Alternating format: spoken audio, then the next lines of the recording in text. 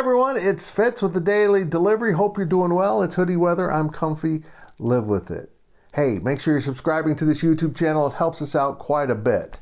Well, the kickoff time has been announced for Kansas State, Kansas this year. It is, of course, the last week of the season, which will be next week at Bill Snyder Family Stadium. 7 p.m. night game under the lights at Bill Snyder Family Stadium. But 40 years prior, Kansas State played its first ever night game at KSU Stadium, what is now the Bill, against Kansas. WTBS rolled into town on October 23rd and erected temporary stadium lights to show the game at night.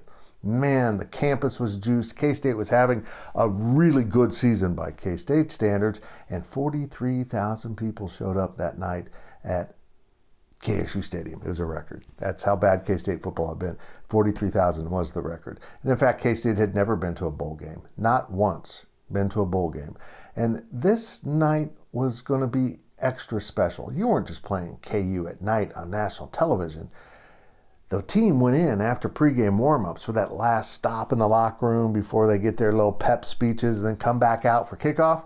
And when they came back out at kickoff, they had taken off their purple jerseys, and head coach Jim Dickey had surprised his team with all new silver tops that they would wear in that game and that game only. It was the only time K-State has ever worn a silver or gray top in football, and they haven't done it since.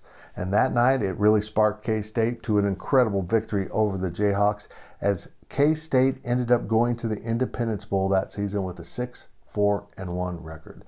Coach Dickey did it with an amazing job of coaching, but he also, in the season prior, had redshirted a bunch of seniors to be so they could come back as fifth-year seniors, experienced men to play in the Big 8 Conference, and it worked. Yeah, okay, K-State lost the Independence Bowl to Wisconsin, ending the season at 6-5-1, but boy, it was a magical year, and it was my freshman year at K-State. It was so much fun. And this year, K-State again will play Kansas on the same field, basically. It's now Bill Snyder Family Stadium at 7 p.m. in a nationally televised game on Fox. Boy, what I would give to have all silver uniforms for that game. Silver helmet, silver top, silver pants. To salute that 1982 Independence Bowl team that was so very good and got K-State to its first bowl. 40 years ago, ancient history to many, my history of K-State football.